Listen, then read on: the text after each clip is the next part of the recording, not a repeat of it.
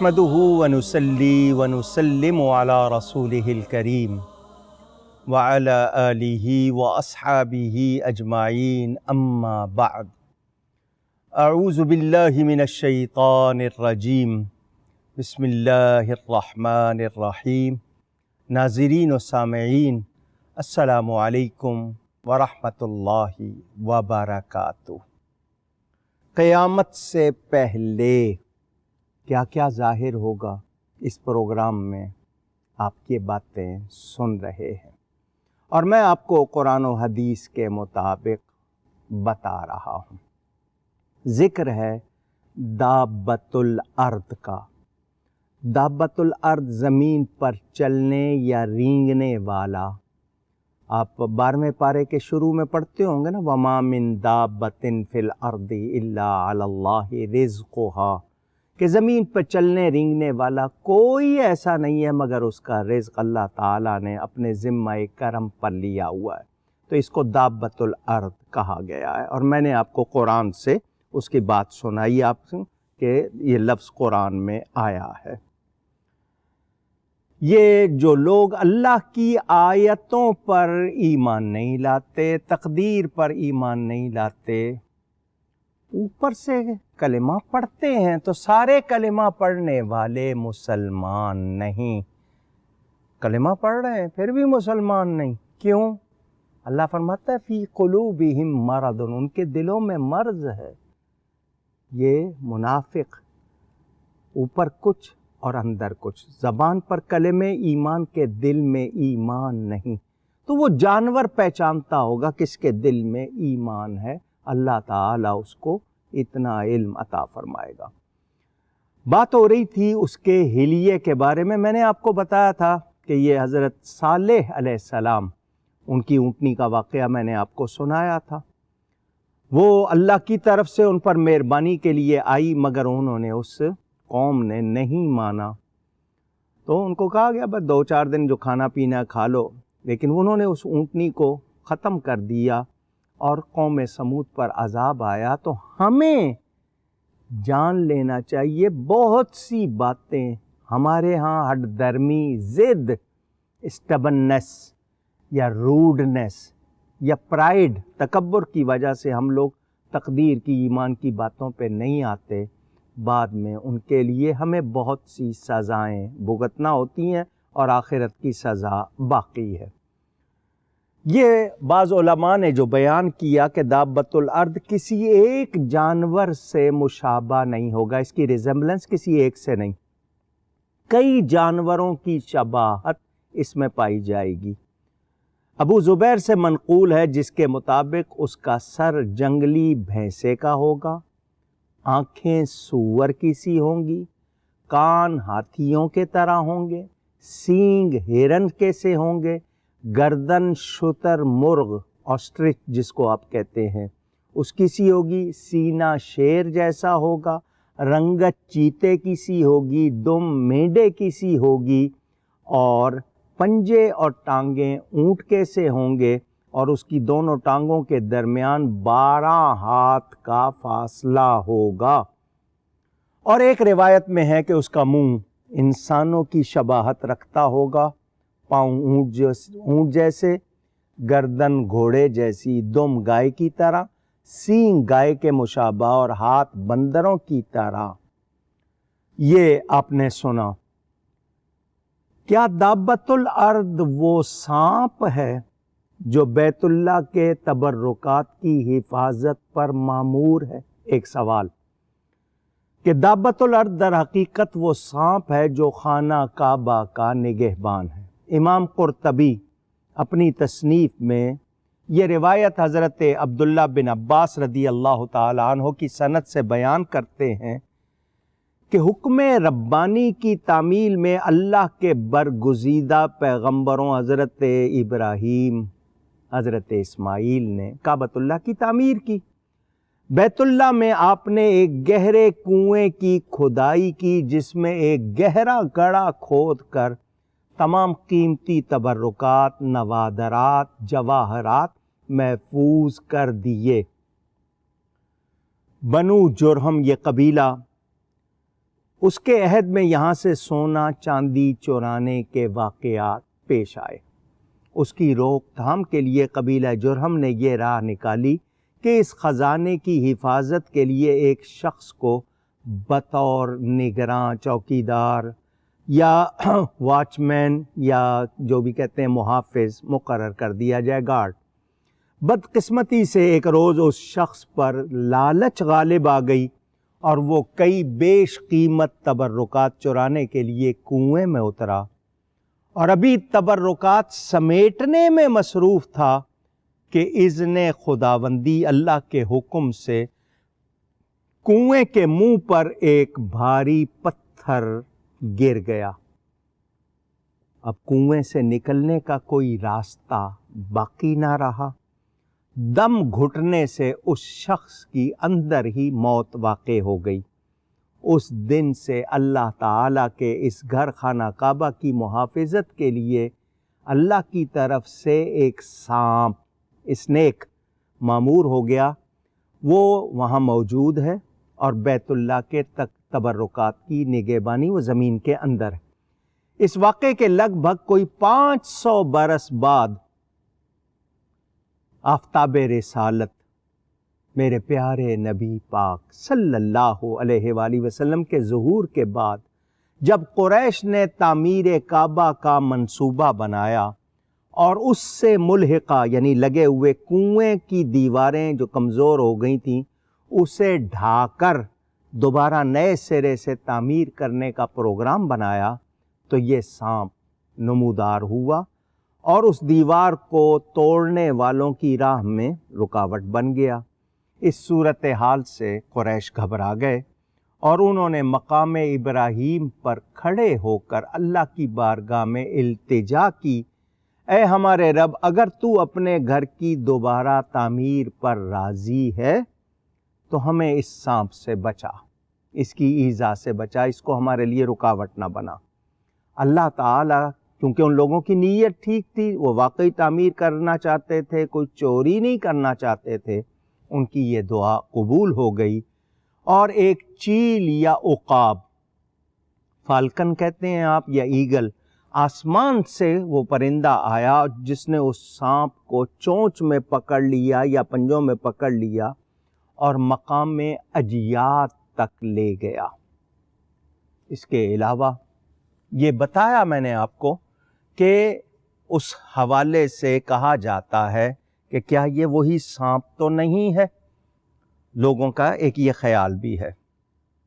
اس کے علاوہ دابۃ الارض کے حوالے سے علماء نے یہ بھی کہا، ابو عمر عثمان بن سعد المقری وہ اپنی بحث کا اختتام ان لفظوں پر کرتے ہیں کہ میرا اپنا رجحان بھی یہی ہے کہ جو یہ بتایا گیا کہ اس کی کئی حلیے بیان کیے گئے ہیں، اس کی لمبائی چوڑائی جسامت اور دوسری باتیں ہوئی ہیں، لیکن ہر چیز کا اپنا اپنا، کسی سند زیادہ مضبوط ہے، کسی کی ذرا کمزور، کہ یہ وضاقتہ میں عجیب الخلقت ہے، بے ہنگم اور قوی الجثہ یعنی بھاری بدن کا ہوگا، اچانک زمین سے نمودار ہوگا، یہ انسانوں میں سے نہیں بلکہ درندوں میں سے ہوگا، اور کوئی انسان اس کی پہنچ سے نہیں بچ پائے گا، کسی کو اس سے راہ فرار نہیں ملے گی، اور وہ مسلمانوں کی پیشانیوں پر، دونوں آنکھوں کے درمیان، اور کافروں کی گردن پر یا پیشانیوں پر مہر لگا کر ان کو ممتاز کر دے گا کہ کون مومن ہے کون نہیں ہے۔ یہ اس حوالے سے مزید جو ہمارے پاس روایت آتی ہے، چونچ کا بھی ذکر ہے، پرندے جیسے بالوں والا، اور اون کا بھی ذکر ہے۔ اون اور بالوں والوں کا یعنی اس کے جسم پر اون اور بال ہوں گے، یہ کئی روایتوں میں ہے۔ تو حضرت علی کرم اللہ تعالی وجہ الکریم کی بھی ایک روایت کہ بہت تیز دوڑنے والے گھوڑے سے 3 گنا زیادہ تیز رفتار، کہ ایک اچھے گھوڑے کی جو رفتار ہوتی ہے آپ اس کو 3 گنا زیادہ کر دیں تو وہ اس کی رفتار، اس کا سر آسمان کو چھوئے گا اور اس کا پاؤں زمین سے باہر نہیں نکلے گا۔ یہ 3 دن مسلسل تیز گھوڑے کی طرح چلتا رہے گا، اور یعنی یہ بیان ہوا اس کے علاوہ ہر طرح کا رنگ ہوگا اس کے دونوں کاندھوں کے درمیان سوار کے 3 میل کے سفر کا فاصلہ ہوگا۔ یعنی کتنا عجیب ہوگا یہ بتایا جا رہا ہے۔ حضرت ابن عباس کی روایت کے مطابق جسم پر روئیں سب کچھ اس کا، تمام جانوروں کے رنگ، اور اس میں ہر امت کی علامت کا بھی ذکر کیا گیا، اور امت مصطفیٰ کی، حضور صلی اللہ علیہ وسلم کی امت کی علامت اس میں صرف یہ کہ یہ بولتا ہوگا، بات کرتا ہوگا، یعنی واضح صاف عربی میں کلام کرے گا، اور باقی نشانیاں دوسری امتوں کی ہوں گی۔ اور اس کے حوالے سے یہ میں نے آپ کو یہ ساری باتیں جو بتائیں، یہ اکثر نے لکھی ہیں کہ یہ باقاعدہ باتیں کرے گا، اس کے پاس جو کچھ ہے وہ بھی آپ کو بتایا۔ اب سوال یہ پیدا ہوتا ہے کہ یہ ساری دنیا میں چکر لگائے گا، 3 مرتبہ ظاہر ہوگا، اور آخر میں مکہ مکرمہ میں نکلے گا۔ اب ہم نے کیا کرنا ہے؟ کیا ہم اس جانور کو دیکھنا چاہیں گے؟ ہمیں تو ڈرنا ہے۔ اور بات کیا ہے؟ اس جانور سے تو وہ ڈرے جس کی ایمانی حالت درست نہ ہو، کیونکہ یہ نشان لگا دے گا مومن پر اور کافر پر۔ تو مجھے کس بات کی فکر ہونی چاہیے؟ ایمان کی۔ یہ جانور تو قدرتی طور پر ظاہر ہوگا، اللہ کی قدرت ہے، وہ جتنا بڑا جتنا چھوٹا جیسا چاہے بنائے۔ تو یہ آپ نے سنا۔ میں نے اس وقت صرف آپ کے سامنے اس حوالے سے جو آخری بات کرنی ہے، یہ دابۃ الارض کی۔ ہم آج زمین پر ہیں، کل ہم نے زمین کے اندر ہونا ہے۔ وہ قبر کہلاتی ہے، برزخ کہتے ہیں اصل میں، برزخ کے معنی پردے کے۔ کوئی نہیں بچے گا، سب نے جانا ہے۔ کبھی سوچا یہاں تھوڑی سی گرد پڑ جائے ہٹاتے ہیں، اسی میں جانا ہے، وہی مٹی اوڑھ کے سونا ہے۔ اندر سے جانور بھی نکل سکتے ہیں، جسم کو کھا سکتے ہیں۔ کبھی سوچا، ڈر آیا؟ زمین پر رہ کر کورونا وائرس کا، وہ وائرس جو نظر نہیں آ رہا، اس سے ڈر رہے ہیں۔ ڈر کے کیا کر رہے ہیں؟ بس یہی ایک مسئلہ۔ رمضان شریف، آواز آتی ہے مسجد سے، نہیں جاتے، نماز نہیں پڑھتے، قرآن نہیں پڑھتے۔ کبھی سوچا کہ اصل بات کیا ہونی چاہیے تھی؟ میں اللہ سے قریب ہو جاؤں، اور وہ اتنا مہربان، اتنا پیارا۔ ہزاروں غلطیاں ہوں، ہماری غلطیاں کتنی ہوں گی؟ آپ گنتی کے حساب سے کہیں اربوں خربوں میں ہوں گے گناہ، اس کی رحمت کا تو شمار ہی نہیں ہے۔ میں کہوں میرے گناہ 1 ارب 10 ارب یا 10 خرب یا اس سے آگے چلے گئے، ٹریلین زلین کی بات کر لیں آپ، اس کی رحمت کا تو شمار نہیں ہے۔ اور وہ ایک سچے آنسو کو بھی قبول کر لیتا ہے اور معاف کر دیتا ہے۔ میں نے آپ نے اس کورونا وائرس سے ڈر کے اگر اللہ کا قرب حاصل نہیں کیا تو مجھے اگلی بلا کے لیے تیار رہنا چاہیے، اور پھر اگر میں نے توبہ نہیں کی ہے تو مجھے اگلے جہان کی باتوں کے لیے سوچنا چاہیے۔ چھوٹا سا موذی جانور برداشت نہیں ہوتا، ہم سوچیں قبر کا عذاب اور پھر حشر کا عذاب۔